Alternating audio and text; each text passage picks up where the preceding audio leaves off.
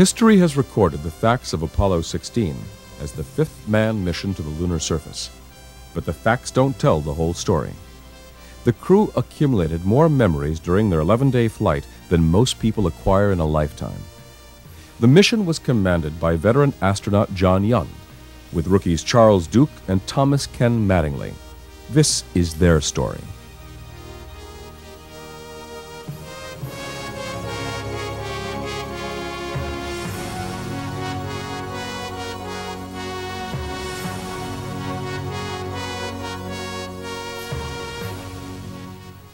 The story of Apollo 16 actually began in the days just before the launch of the ill-fated Apollo 13 mission. The prime crew of Apollo 13 originally consisted of James Lovell, Fred Hayes, and T.K. Mattingly, while the backup crew consisted of John Young, Charles Duke, and Jack Swigert. The prime crew of Apollo 13 spent years together training for this mission and were prepared for the flight of their lives until fate altered their flight plan. 2 days before they were supposed to go, Charlie Duke, who was on the backup crew, was exposed to the measles, came down with the measles, and of course then exposed everybody in the prime crew. And Jim Lovell and Fred Hayes had had the measles when they were kids, but Ken Mattingly, who was the command module pilot, had never had the measles. So the doctors bounced him from the flight and replaced him 2 days before blastoff with a guy named Jack Swigert, who had been his backup. I mean, and they had never done a crew change that close to a flight before. Never did it again. I had everything to do with TK not flying on Apollo 13. Had he gotten German measles on the way, when he was out there on the moon or around the moon, that would have been horrible. He could have been sick. It could have been life-threatening, and from the standpoint of the mission, he would not have been able to perform. Having concentrated 7 days a week, 24 hours a day on an event that's suddenly denied for what you feel is an unreasonable reason, even though intellectually you know that it's a sound decision, emotionally you feel like you've been cheated from something important. I don't blame Tom Mattingly for being upset about it, because I think he knew in his own mind that he probably was immune and that it wasn't going to be a problem, but we had no way of proving that. And I've apologized to him profusely many times since then, but I think he's gotten over it. On April 13th, 1970, only 2 days after the Apollo 13 mission began, one of the oxygen tanks on board the spacecraft blew up and ruptured the backup oxygen tank, causing the spacecraft to lose electrical power, water, and oxygen.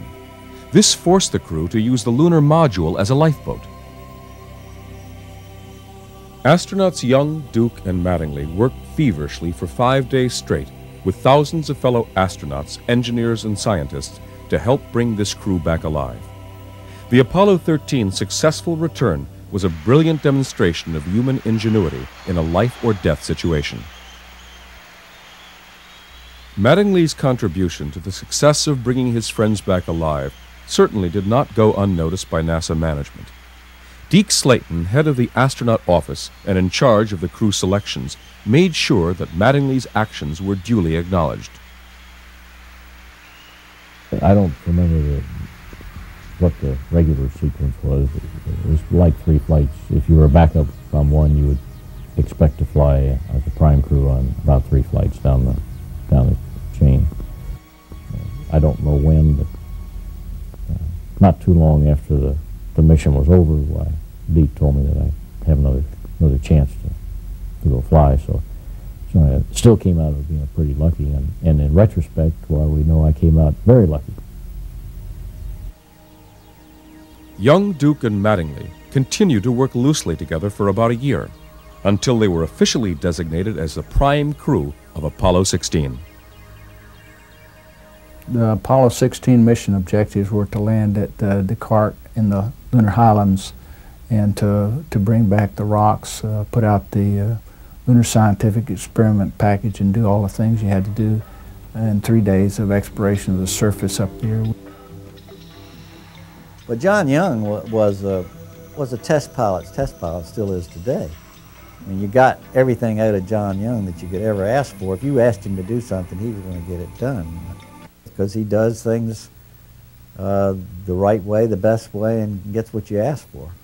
Charlie Duke is very much the same way in terms of responding to people's requirements. Charlie Duke also was one of those guys that had a very great sense of humor. And I think that he was a natural adjunct to John Young. A typical day in training for us was a hard day. We got started early in the morning. Generally, we'd have 4 or 5 hours in the simulator. We'd then spend an afternoon in lunar surface type training, putting on our suits and practicing either getting suited up in the lunar module or either going out on the simulated rock pile we had down in Florida to practice putting our experiments out.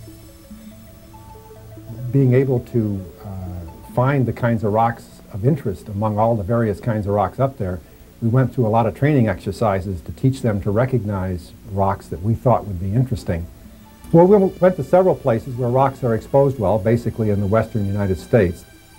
We went to Hawaii and looked at volcanic rocks, basaltic rocks out there. Those were the basic areas we went to. We'd had a lot of training in geology. We'd been, actually, Charlie Duke and I had been training for lunar geology since 1960s, early 1960s. So we had a lot of training, and pretty much knew what kind of rocks to pick up.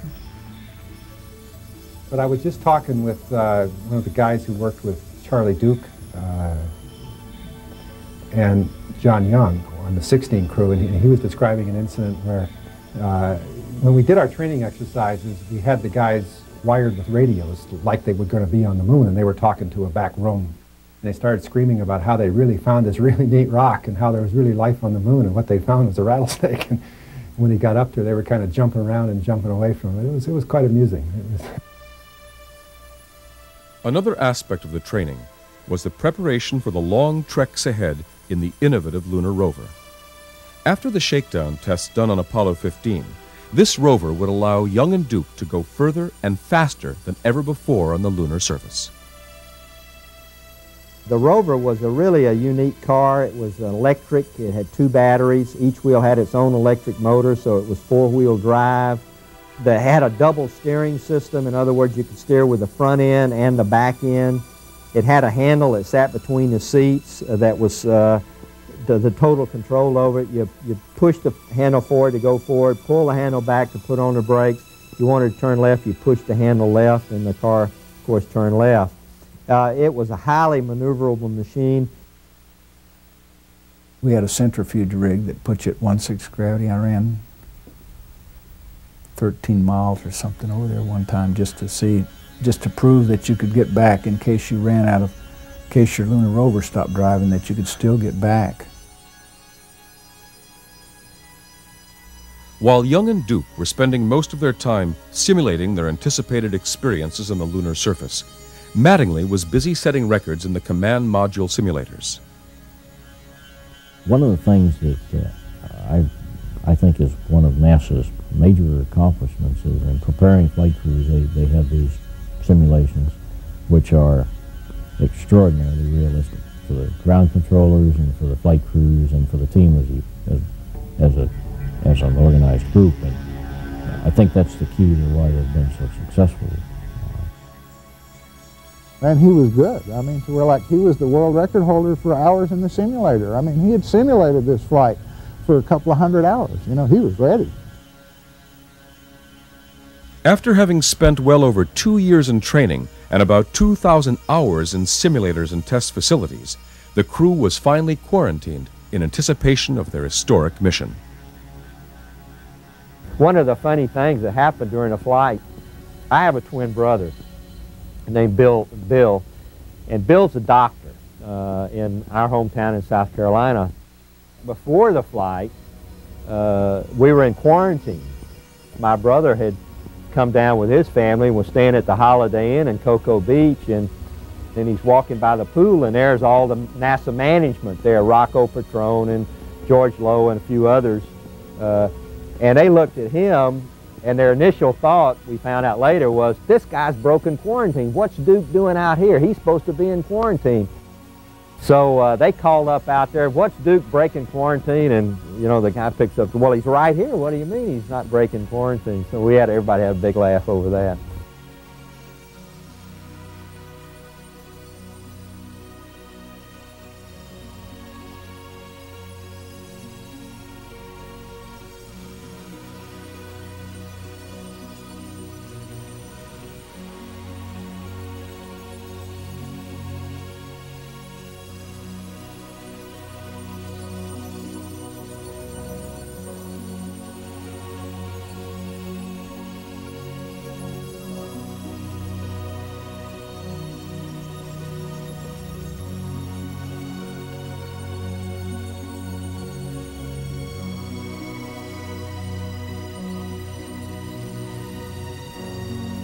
Once young Duke and Mattingly were strapped in, there was nothing more that they could do but sit there and ride on 7.5 million pounds of thrust once the launch began. Their heart rates that were monitored in mission control proved to be higher during the launch than at any other time in the flight.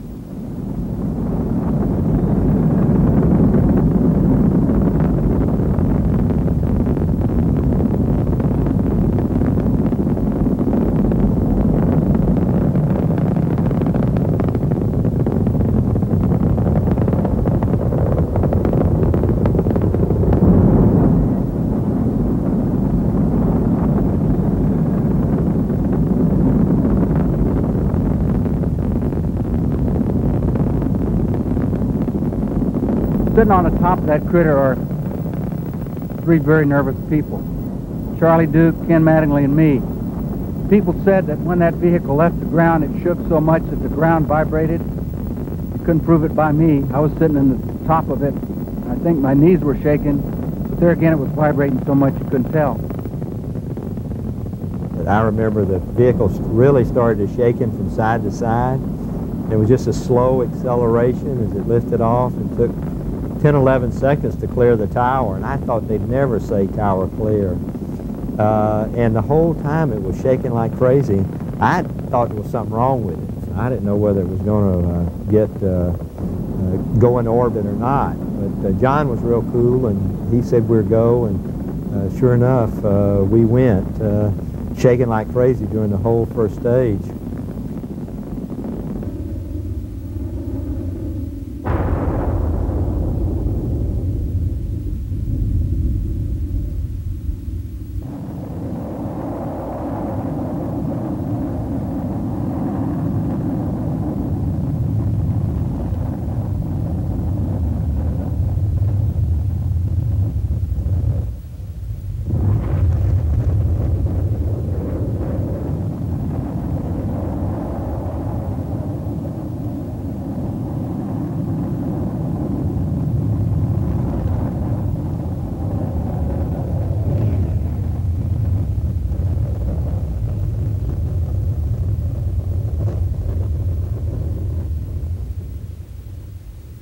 That was shut down right on the money. You're a go for orbit. Go for orbit.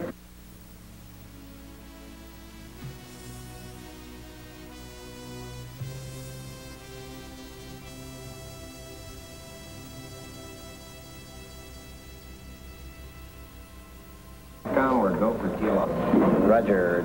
Guys, I've got the word you wanted to hear. You are go for TLI. You're go for the moon. After the crew fired their engines for the Trans-Lunar Insertion, or TLI, the main spacecraft containing the crew, known as the Command and Service Module, detached from the fourth stage rocket booster and turned around to pick up the lunar module that was tucked away in the booster. When we turned around and saw the lunar module, it was like that, and those flakes coming off. It was really scary. We thought we had a fuel leak, but it turned out we didn't. The crew settled down for their 3-day, 240,000-mile adventure to the moon, while still looking back over their shoulders at the planet they just left.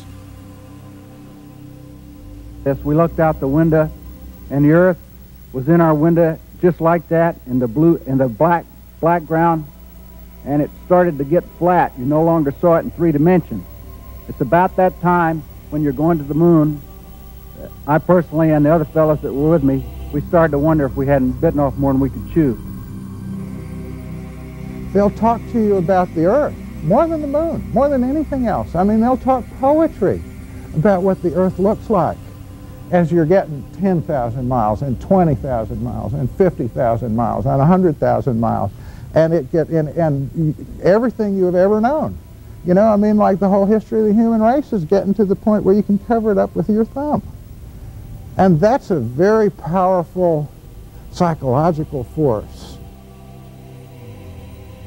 After 3 days filled with anticipation, the Apollo 16 crew finally reached its destination. Young and Duke entered the lunar module Orion, while Mattingly stayed in the command and service module Casper. Sergeant, go. Capcom, we're go for undocking.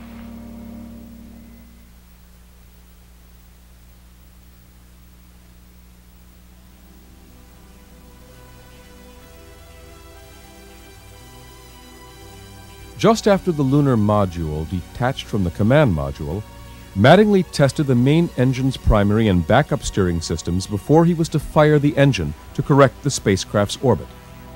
Mattingly found that the primary steering system worked perfectly, but when the backup system was used, the entire spacecraft unexpectedly oscillated violently. The failure of either primary or backup steering systems was cause for a mission abort. If this problem proved to be a system failure, then the crew would have to return home immediately and hope that the remaining steering system would not fail as well. They get them back together, get the things back that they want them, get them mentally prepared to do what they're going to do. But now, don't take that as input. I'm talking out loud. I want to say something as I'm sure of. I don't see any way we can continue on. Okay. It looked like we were going to abort, and you can imagine the disappointment we had at this point to think that we were going to have to abort the mission. We'd come through 240,000 miles, and we'd been training for 3 years almost, and here we are 8 miles away from our landing site. We can see it, and they're about ready to tell us to come home. I just don't much see how we can make it on this next trip. I think you guys ought to continue to work. So you'd only do it if you had a failure on the primary. Well, how would you ever get the damn thing trimmed then? Well, I would, if I had a failure on the primary, I'd shut it down. Word's coming back kind of initially from... With the near-fatal Apollo 13 mission still fresh in everyone's memory, all of NASA's engineers, astronauts, and contractors immediately swung into action to either help Mattingly solve the problem or abort the mission and get the whole crew back home safely as soon as possible. So they started looking to see what their options were from a trajectory point of view. And in the midst of this, some of these simulations started to surface in the back of people's minds. We had another rule in the simulation. It's important to remember that you never quit until you'd reached a stable or a safe position. You know, while things are out of control, no matter what the simulation was scheduled for, you would continue to run it until the team had found a solution. Meanwhile, Young and Duke were sweating things out in the lunar module, not sure whether they'd have to abort the mission and redock with Mattingly in the command module, or if they would be able to continue with their mission. For about 4 or 5 hours, I figured we didn't have a prayer at landing on the moon because of that engine. We was going to have to turn around and come home as quick as we could. It was discovered that a broken wire in the backup system caused the oscillations and vibrations. Mattingly would have no real troubles in steering once the main engine fired. After a lot of nail-biting, the crew was given the green light to proceed with a lunar landing.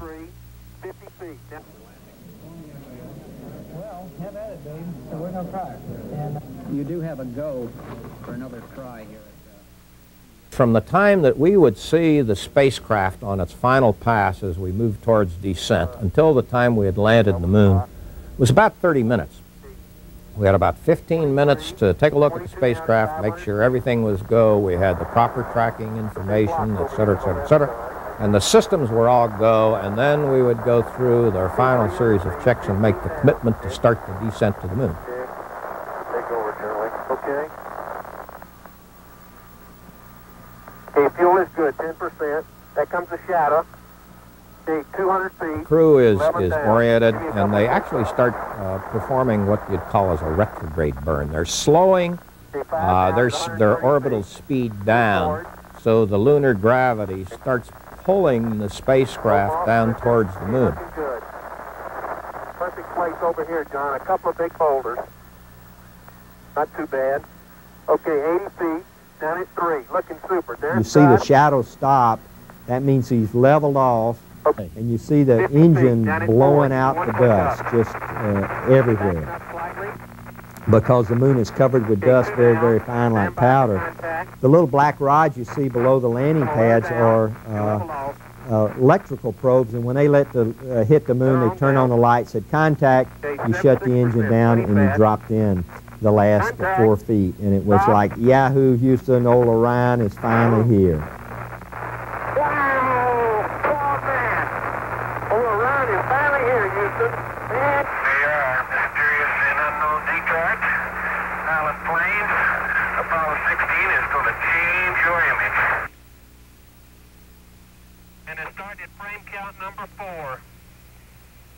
Okay, Bravo 4, and keep count how many times you blow off the dust. Well, it didn't work, so... Oh, look, this thing says lock on it, Charlie.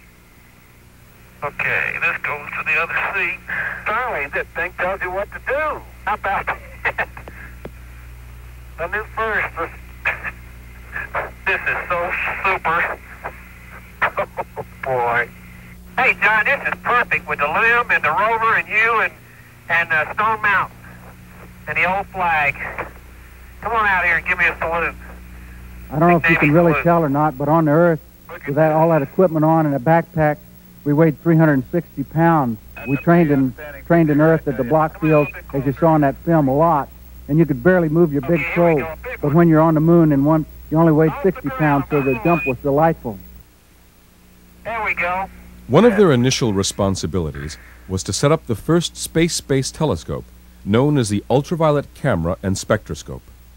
This allowed scientists for the first time to photograph deep space objects without the interference of the Earth's atmosphere, and prove beyond any doubts the many advantages of the moon becoming a perfect base for astronomy. Another experiment package that was to be deployed was a heat flow experiment that was to measure the movement of heat from the moon's interior to its surface. Both Young and Duke had performed the setting up of this experiment hundreds of times in simulations and had no doubts as to its ultimate success. One of the big experiments, drilling a hole into the moon while John is working on the power station. Unfortunately, as he walked away, you'll notice his left foot, he gets his foot caught in one of the cables, and just right there he ripped it loose. Unfortunately, that was the electrical power to the experiment I was working on. Cable. Oh. Cable. Watch the cable. Cable number 1. Keep flow. Pull it off. God, I'm sorry. I didn't even know it. That was something I'd done many times in training, and they said it wasn't like that, but they fixed it for Apollo 17. In fact, on Apollo 17, when Jack tripped over the central station, they drug the whole thing along, didn't hurt anything, so they fixed it real good. We should have had it fixed for Apollo 16. There's another case where you find out something in training and you don't do something about it, it bites you.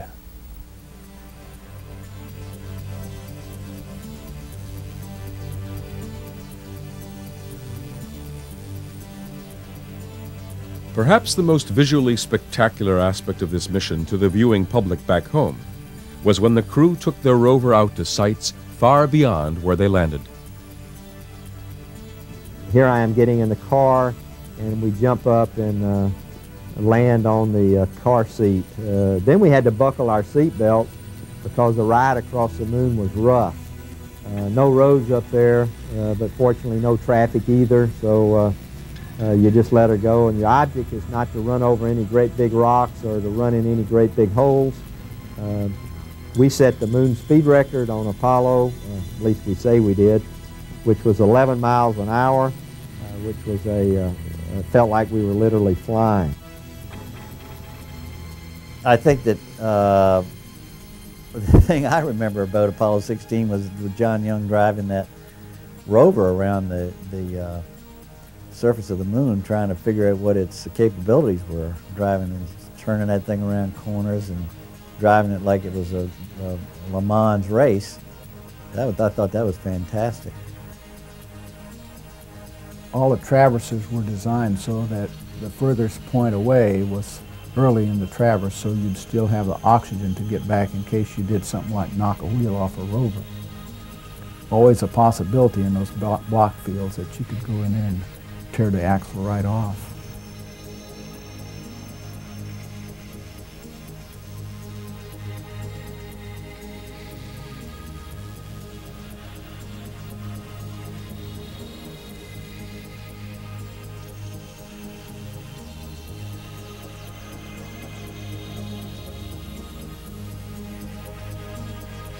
Before I went to the moon, I had this dream about we were going across the lunar surface, actually driving north in the car, and we'd driven a mile or more, and when we came over the ridge, there was another car, similar to our car, with two shapes in it. It looked like two astronauts, and it was just sitting there.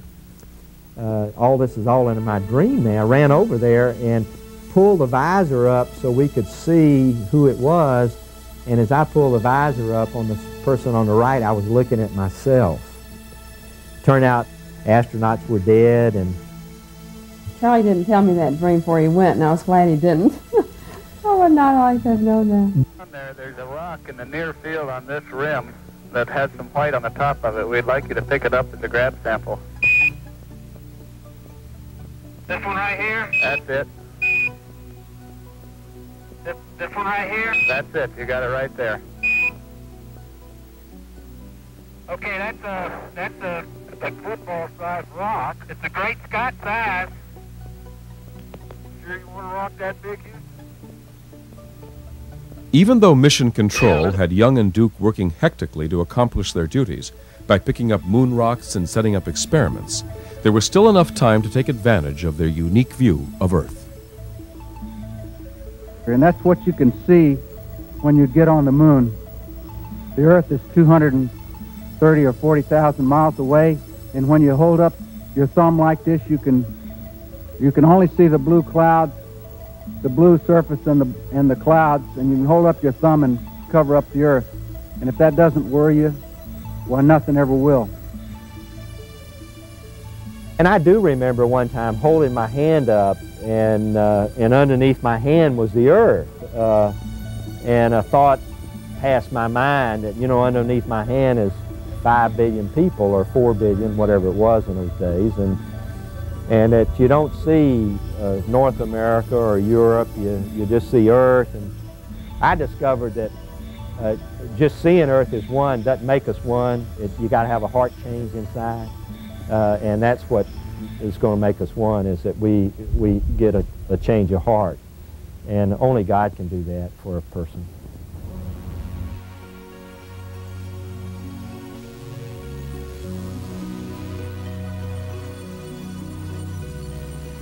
While Young and Duke were busy setting up experiments and collecting lunar samples, Mattingly was busy in the command module conducting 15 experiments on his own. Along the way, Mattingly also set the U.S. record for the longest solo flight of 81 hours and 40 minutes, a record that still stands today. The command module pilots, stayed in orbit all by themselves, half of which they were on the dark side of the moon and couldn't even talk to Earth if they wanted to. So they had plenty of time to kind of sit back and just look around and realize, wow, I'm at the moon.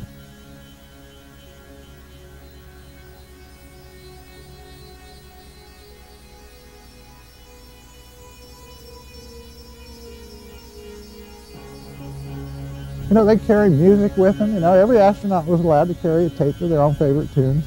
And I know Ken Mattingly on 16 carried classical music. I mean, like, he was a big fan, and he picked out songs that he thought would be appropriate to space travel, you know, like Holst's Suite for Planets and the theme song from 2001, and Symphony Fantastique. And he's listening to the Symphony Fantastique floating around behind the moon. You know, that's the kind of thing that a command module pilot got to do.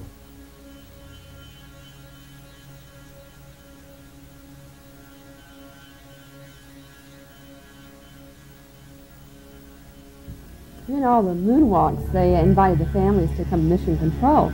So we went over there during the 7 hours, 3 days for 7 hours, and watched the moonwalk. It was really great to be able to see it on the big screen at mission control.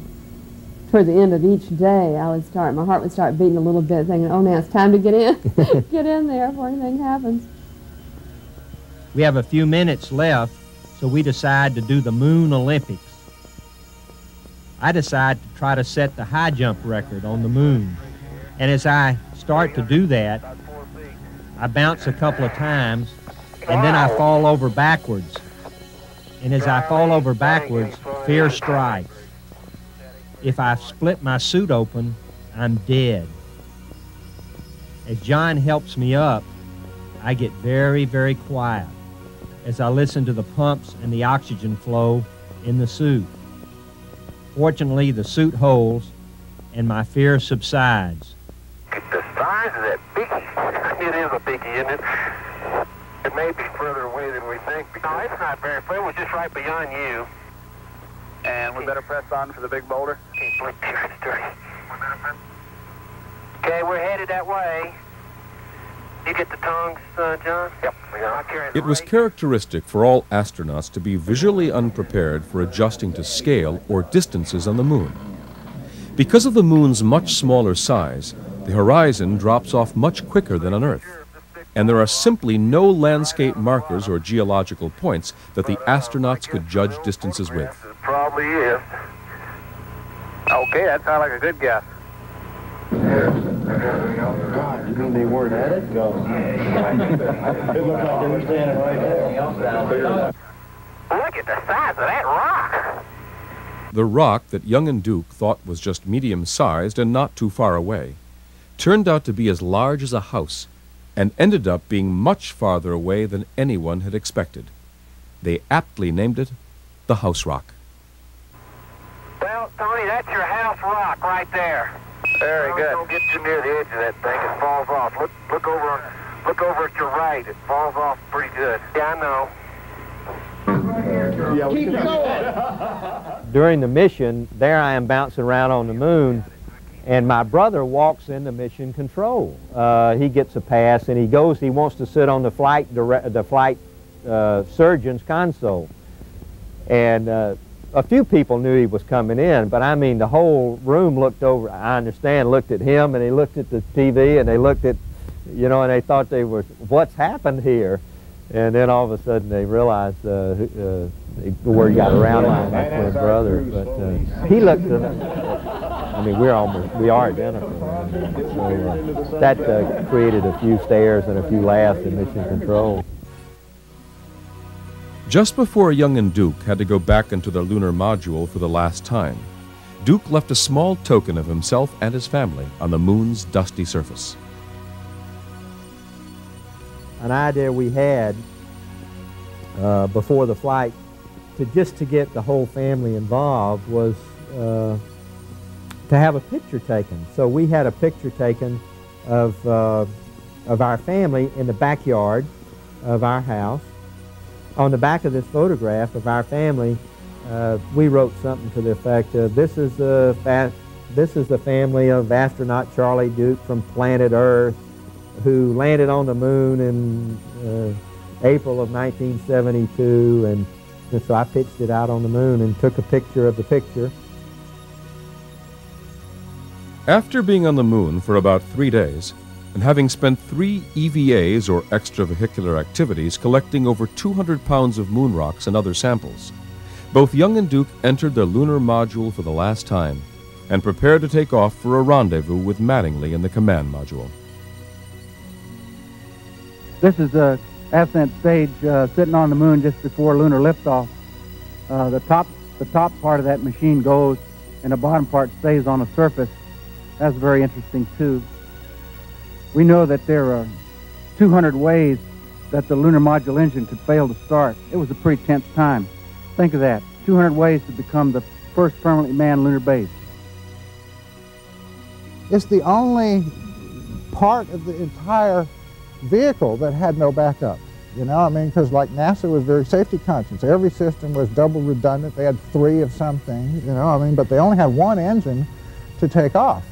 And so they made the simplest engine they could build. You know, I mean, it was a very simple and straightforward engine, and you turned it off and it went on, hopefully. Smile. FAO. Don't be mad. We'll get it up there. See how nice and leisurely it's been? That's the way it should be, getting ready for ascent. 10 seconds. I was starting to form this thought. It didn't light. Just then the engine lit, and bang, it kicked us. And then from then on, it was a wild ride. It was like riding a fighter plane, and it was some ride, man. Feel this baby go, and that was the feeling we had then. It was just exhilaration riding this thing back in orbit. And right there is the descent stage, and back there is the rover. And if you look real close, you can see tire tracks and footprints all over the place. But if we accept the thing that the President said we would do, more human solar system exploration, you know, it won't be too many years before somebody would be wanting to pave a lunar freeway right through this place. A lot of people think that we did all this moon work in a secret movie lot in Arizona. And this proof positive that we were there. And of course, I have the gray hairs, and so does Charlie Duke, to prove that we were up there. Especially the old-timers in South Carolina, you know, we did it with mirrors in Arizona or something, you know. It's amazing how many people don't believe we actually went to the moon. And I tease everybody. I say, well, I don't know where they sent those other guys, but I know they sent me to the moon.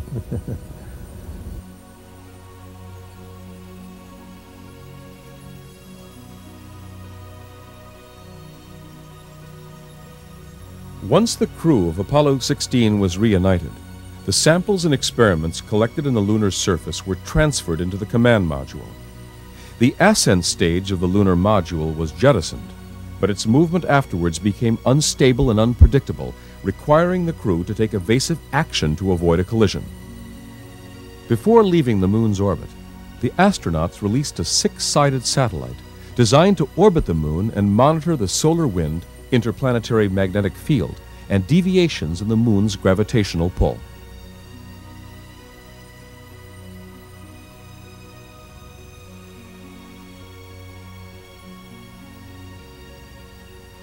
Shortly thereafter, we turned our spaceship around so we could see the moon, and the moon literally just began. We were climbing so fast, the moon just literally just began to shrink, just like that.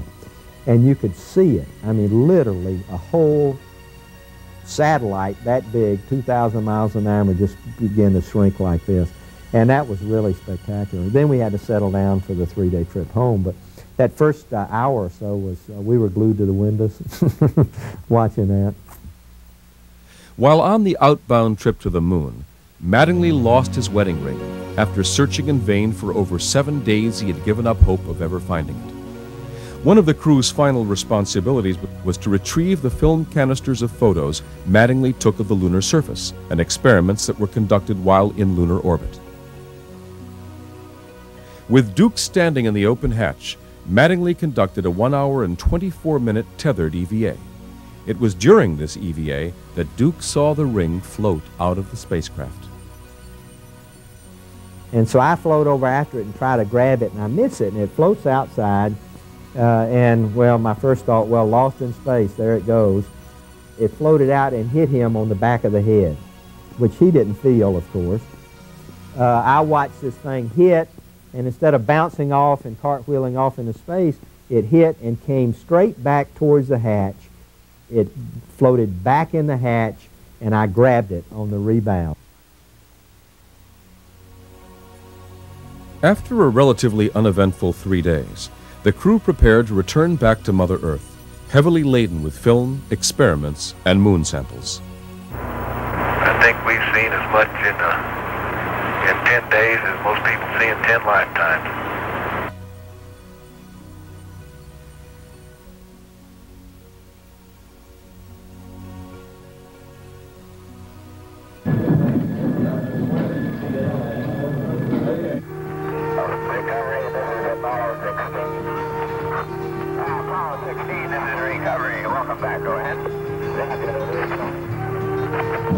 That is beautiful, isn't it?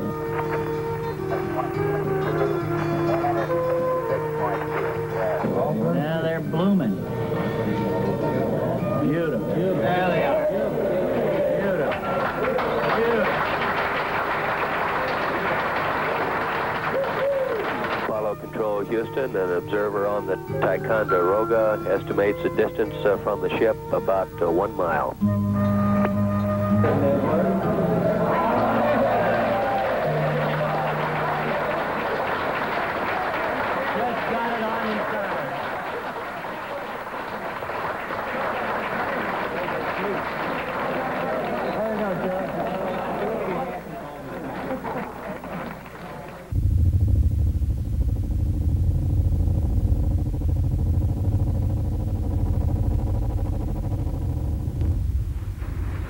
Well, the complete mission, this is true. We've always had, I won't say it's a superstition. If you look at a lot of the hype you see in TV and movies, they see us celebrating virtually every event in the mission. That is not the case. We celebrate only when the crew is safely in Apollo on board the deck of the carrier. Basically, we hold back until we are absolutely sure that our job is done. Then we will sit back and we'll celebrate.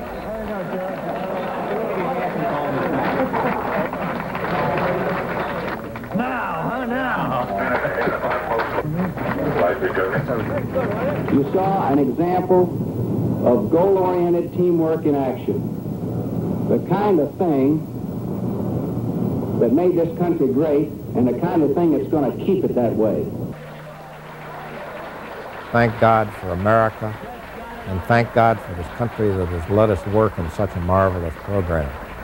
Then we passed around cigars in this thing here, and this is when we could smoke in the control center. And people would do this, and we'd light up the cigars. And that was, hey, our thanks to the team. And there was just a feeling of togetherness, bond, unity, accomplishment. It was just the most marvelous feelings in my entire life have existed in this room.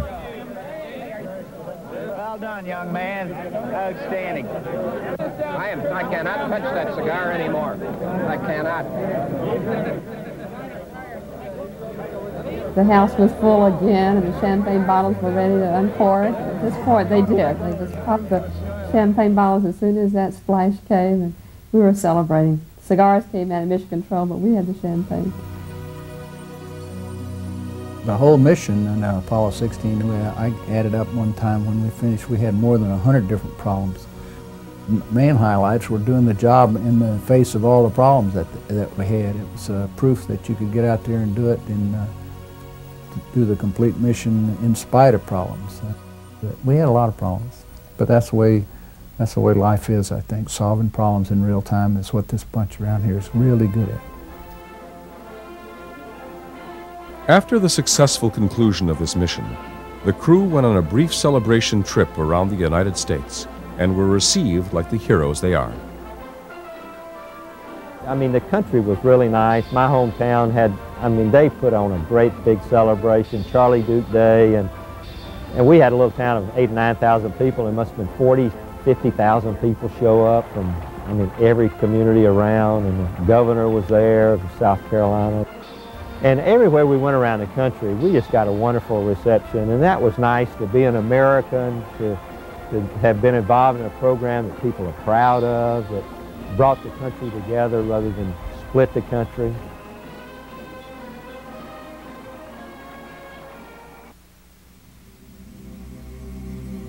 John Young went on to become the commander of the very first shuttle mission in 1981, and also commanded a second shuttle mission 2 years later, setting the record for the most trips into space. Young decided to stay with NASA as the special assistant to the director of the Engineering, Operations, and Safety Division at NASA's Johnson Space Center. His 30 years of service as an astronaut was recently honored when he was awarded the Outstanding Leadership Medal by NASA's administrator, Dan Golden. Recently, John was asked why, after such a lifetime of achievement, after so many other astronauts have retired, that he still came to work at NASA day after day. And he said simply, because there's so much left to do. T.K. Mattingly stayed with NASA as well, and also commanded 2 shuttle missions in 1982 and 1985. After leaving NASA, Mattingly entered the private sector in the aerospace field, and is currently the vice president in charge of the designing and building of Lockheed Martin's X-33, the next generation of NASA's spacecraft. Charles Duke left NASA shortly after his flight and became a very successful businessman. Perhaps the most lasting effects of Apollo 16 are the implications of what this mission meant to people of the world and long-term prospects for the future of humanity in space. I prefer to believe that challenges, things that are stimulating, are the kinds of things that make societies healthy. I think that you cannot retain a healthy society without giving yourself some kind of a challenge to draw the best out of you. I thought when we left the moon that we'd have a base up there in a couple of years, but we didn't do it. I think it's time for us to look at going back to the moon now. We're right now, the United States is where Columbus was 500 years ago. The time is to get out there and discover these places, investigate and expand our knowledge, and then apply that knowledge to solving problems here on the Earth. We need to get smarter, and we need to learn better how to control our destinies, and I think space exploration is a key to that.